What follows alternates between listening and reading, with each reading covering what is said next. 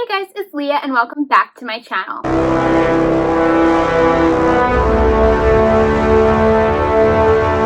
So today we're going to be doing a crash course for what you need to know for Avengers Endgame that actually comes out this Thursday, guys. I cannot believe we are here already. I am so excited, but real quick before we get started, if you haven't already, please make sure you subscribe down to my channel below, and let's get started. First thing you need to know is how all of the MCU films connect, the Marvel Cinematic Universe. So obviously how all of these connect, it was done in 3 phases. At least that's where we are right up until Endgame.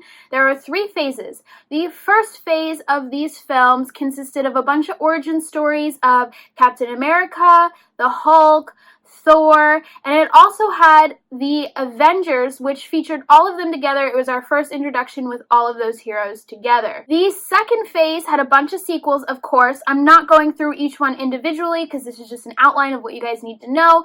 The second phase had a bunch of sequels to the films mentioned before, but it also introduced Guardians of the Galaxy and Ant-Man. The third phase introduced even more heroes to our list, including Spider-Man, Doctor Strange, Black Panther, and Captain Marvel.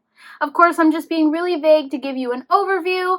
There is a lot more in depth of, order and when each one came out and each film individually, but I'm not going to get into that right now because this would make the video so long. And if you guys are catching up, all of the phases, of course, had little bits and pieces of Infinity Stones, which are obviously the main importance for Infinity War and for Endgame. They were all hidden throughout each phases and each one of the movies. Now, you may be wondering, what are the Infinity Stones? Or you may be wondering, I need a quick catch-up for them. Or you probably already know, in which case you're just watching this for fun. Space, reality, power, mind, time, and soul are the 6 Infinity Stones that are in the MCU. Now, all of these together make up what Thanos eventually put in the Infinity Gauntlet. As I already mentioned above, each stone was actually scattered in different forms throughout the phases of the MCU movies. But all of these stones are what Thanos needed to make up the Infinity Gauntlet, which was the main aspect of Infinity War. Who the heck is Thanos? If you were wondering that question, don't worry. He is some crazy space grape that has set out to restore balance to the universe. Wow, if he was restoring force, that would be a completely different movie, wouldn't it? No, but he's restoring balance through the universe by obliterating half of the population because he believes that that's the only way to restore it. Thanos was actually introduced very early on in the MCU, and we do get to see him in Infinity War, kind of traveling from planet to planet, destroying everything, and collecting orphans, which he then adopts, and then, in Gamora's case, and Nebula turn against him. So that didn't work out too well for him, right? But yeah, he's an evil space grape, and he is a Titan, and that's pretty much all you need to know, that he's trying to destroy the universe, and he believes that collecting all of these stones is going to give him the power to completely start over, essentially, to restore balance. So that leads us to a quick recap of Infinity War. I don't even know if I should say spoilers ahead because I'm pretty sure that either you've already know what I'm talking about, or if you're watching this video you don't care about spoilers because you're trying to cram before Endgame. So recap of Infinity War real quick, basically trying to stop Thanos from collecting all of the stones to put in the Gauntlet to basically obliterate everybody. It is the first MCU movie that had the most superheroes jam-packed into one. It was super crazy, it was super awesome, but they failed, question mark.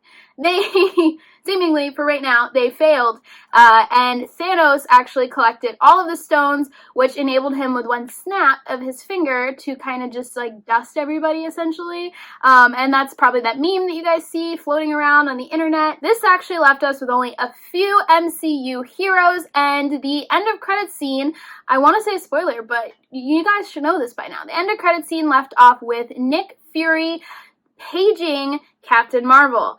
So that is where Infinity War left off. And now to go through everybody who has died in Infinity War. Yay! Okay, so Loki is dead for real this time. I mean, for real. I don't know why my fingers are doing this. Like, they just can't stop. It's just whenever I say Loki's dead, Loki is dead. Gamora was sacrificed for the Soul Stone by Thanos. Vision was killed by Thanos to get the Mind Stone. Then we have Black Panther, we have Shuri, we have Spider-Man, who tragically died, and, you know, poor little Iron Man, his little baby, Star-Lord, Groot, Bucky, Falcon, Mantis, Drax, Scarlet Witch, Doctor Strange, Maria Hill, Nick Fury, just to name a few. So now this brings us to the two movies that came out that were post-Infinity War, which was Ant-Man and the Wasp and Captain Marvel. You may be wondering, do I really need to watch these two movies just to see Endgame? I get this question all the time. And so if you don't really want to sit there for 4+ hours combined and watch Ant-Man and the Wasp and Captain Marvel, then here's basically what you really need to know, I guess. So, Ant-Man and the Wasp, the end of credits scene. So obviously these two films take place before Infinity War, but it is the end of credit scenes that actually give us what we're going to need to really know for Endgame. But I do advise that you want to watch it maybe if you want to know who these people are that you're going to be watching, especially Captain Marvel. So Ant-Man and the Wasp has the end of credit scene where Ant-Man actually ends up in the quantum realm, saving him from getting dusted. We do see Hope and Hank, unfortunately, you know, original OG Ant-Man and the Wasp, get dusted in that, and that was the end of credit scene for that. In Captain Marvel, we see them inspecting Nick Fury's pager, waiting for Captain Marvel to show up, and then yeah, that's pretty much what's super important that leads to Endgame. Of course, if you guys want a little bit of a background on Captain Marvel and how she just kind of seemed to come out of nowhere from the MCU, but not really. I mean, the cinematic universe, not comic book universe. Then leave comments down below, and I will definitely do like a who is Captain Marvel. If you guys want to do like a crash course in that, I could do that as well. But I have talked about her a lot in previous videos, so I'm sure you could connect the dots and put it all together. So yeah, that is Crash Course in Endgame. Let me know in the comments down below what you think, and if you are super duper excited. Of course, I just did a little overview to get you all caught up in case some of you are rusty. Most of you probably aren't, or in case you just didn't feel like brushing up or watching anything in between. Please, please, please leave comments down below if you guys want me to make a part 2 right before Endgame, going into more depth. You can leave questions. If there is enough of those to make a full-length video, I will definitely do that. That leaves me to the comments. I know in my last video I said that I would be catching up replying to them. You guys know I'm pretty diligent with that, but school has been killing me. It's my last week, so I will definitely, right after this video goes up, be catching up with all of you guys. So I'm so sorry, and thank you for understanding.